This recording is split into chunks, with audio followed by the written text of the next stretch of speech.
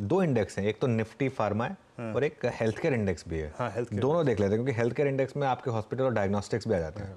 तो देखिए health care index करीब करीब 1% ऊपर, और आप एक बार जरा फार्मा लेकर आइए, ये ऊपर। आज सुबह हमने बात की थी कि कन्विक्शन है यहाँ पे। देखिए 3 में से 4 जो हमारे बिग स्टॉक स्पॉटलाइट है वो फार्मा में ही थे आज। फार्मा में थे, फार्मा में अच्छा मूव देता है। और अब मैं जब देखता हूँ तो Nifty pharma, Nifty health care index एक डे है, उसमें जैसे कि अनुज ने कहा, याद रखिएगा डॉक्टर लाल पैथ लैब और आई थिंक हॉस्पिटल्स का इंक्लूजन होता है वहाँ पे, तो अच्छा मूव देता हुआ। निफ्टी अभी करीब 21,817 की ट्रेजेक्ट्री में आके ट्रेड करने की कोशिश करता हुआ, जबकि आप ये देखिए कि एसबीआई डे लो पर है, रिलायंस डे लो की ट्रेजेक्ट्री पे आ रहा है, but it's only Nifty IT जो कि थ्रस्ट जनरेट कर रहा है, और एक फार्मा। टाटा पावर की रिकवरी काफ़ी बेहतरीन रही। एक बार टाटा पावर लेके आइए चंदन, टाटा पावर को थोड़ा सा रीड करने की कोशिश करेंगे। आई थिंक इसमें हल्का सा डिप मिला, बाजार ने उसे ग्रैब किया।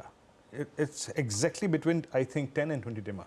आपका व्यू क्या है, प्राइस व्यू क्या है इस पे चंदन? देखिए स्ट्रक्चर थोड़ा सा डेली चार्ट में अटका है, बट ट्रेंड चेंज नहीं हुआ है, और इनफैक्ट ट्रेंड चेंज नहीं हुआ है तो ये नीचे में थोड़ा सा और डिप पाएगा तो बाइंग एंट्री समझ हो जाएगा। मेजर सपोर्ट है वो 368 370 के आसपास है, इसने लो आज 374 का बना है। वीकली चार्ट में जरूर हाई टॉप्स आया, बट उनको थोड़ा सा पोज लिया है, but again buy on decline यहाँ पे आएगा। तो बिकवाली की नहीं सलाह रहेगी, इनफैक्ट बाय ऑन डिक्लाइन की सलाह रहेगी।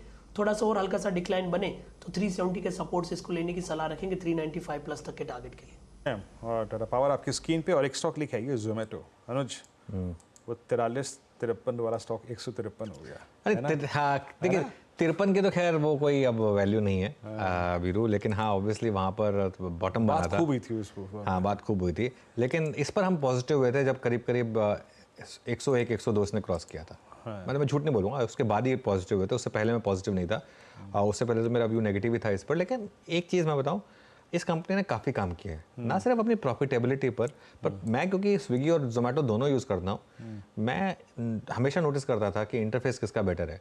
तो पहले मुझे स्विगी का पसंद था, लेकिन इन्होंने काफ़ी मेहनत की अपने इंटरफेस पर, अब इनका इंटरफेस वाकई में काफ़ी अच्छा हो गया।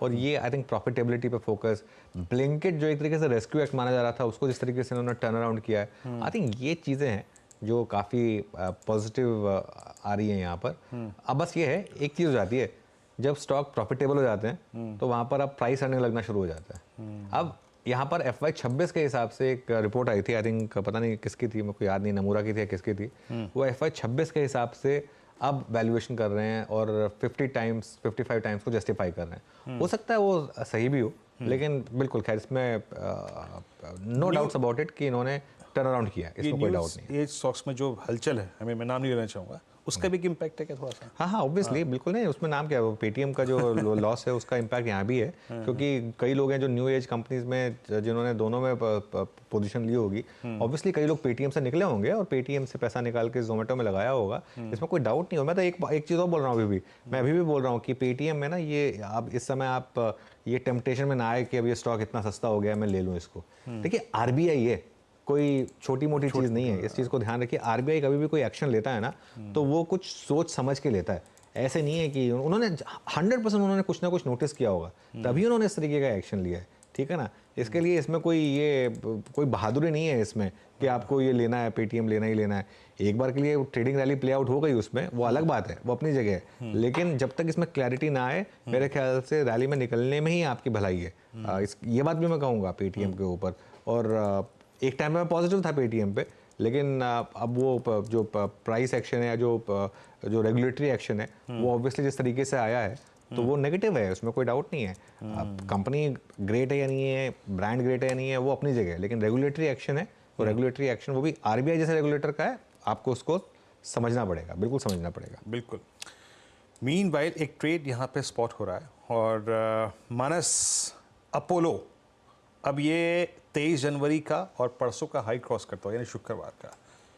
हाँ अपोलो हॉस्पिटल 6400 की कॉल मुझे याद आता है आपने दी थी, है ना, गलत तो नहीं हूँ मैं? 6400 की कॉल है ना? अब बताइए क्या करें उस कॉल पे, और अब प्राइस व्यू।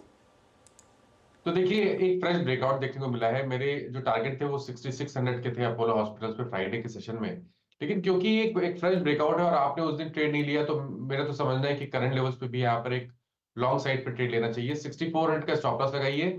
अब जो नेट टारगेट होंगे वो 6700 के आसपास के रहेंगे, और अगर ऑप्शन में आपको ट्रेड लेना हो तो at the money call option पे ही ध्यान देंगे, तो 6500 का कॉल ऑप्शन भी लिया जा सकता है। 177 के प्राइस चल रहे हैं, 129 रुपए, 129 रुपीज के स्टॉप लॉस से आप अपोलो हॉस्पिटल्स के 6500 के कॉल ऑप्शन में एक ट्रेड ले सकते हैं।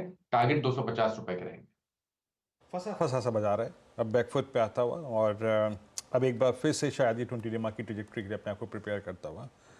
अनुज, फार्मा में जो थोड़े बहुत पैसे मिल गए ठीक है, अदरवाइज ये बाजार पैसा खाने वाला बाजार है। बिल्कुल बाजार पैसा खाने वाला बाजार है, और जिस तरीके से एसबीआई गिर रहा है थोड़ा सा मार्केट में, मुझे लग रहा है कि भाई आपको हिंट दे रहा है थोड़ा वीकनेस का, और क्योंकि सबसे स्ट्रॉन्ग स्टॉक था पिछले 2 हफ्ते का, वहाँ थोड़ी करेक्शन की शुरुआत हुई है। नवीन फ्लोरिन देख लेते हैं एक बार। देखिए अगेन मैं बोल रहा हूँ, एक बहुत ही पिटा हुआ स्टॉक, नंबर्स खराब थे, उसके बाद थोड़ी सी यहाँ पर एक हलचल हो रही है, करीब करीब 3% ये स्टॉक ऊपर है।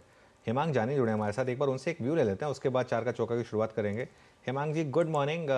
केमिकल्स में कुछ आपके लिस्ट में है क्या बाय करने के लिए अब सबके नंबर्स देखने के बाद? गुड मॉर्निंग अनुज। थोड़ा सा मिक्स ट्रेंड रहा है केमिकल के अंदर ये पर्टिकुलर क्वार्टर के अंदर। हालांकि नतीजे काफी कंपनीज के अच्छे नहीं थे, जैसे कि एसआरएफ के नतीजे इतने अच्छे नहीं थे, लेकिन जो आउटलुक कंपनी ने दिया है कि जो प्राइसिंग है वो बॉटम आउट हो चुका है, अगले 2-3 क्वार्टर्स में एक अच्छा एक्सपेक्टेशंस है। एक नोसिल के भी मुझे लगता है कि जो नतीजे थे वो तो ठीक ठाक थे, पर वहां पे एक अच्छा सा आउटलुक और ग्रोथ का सिनारियो देखने को मिला है।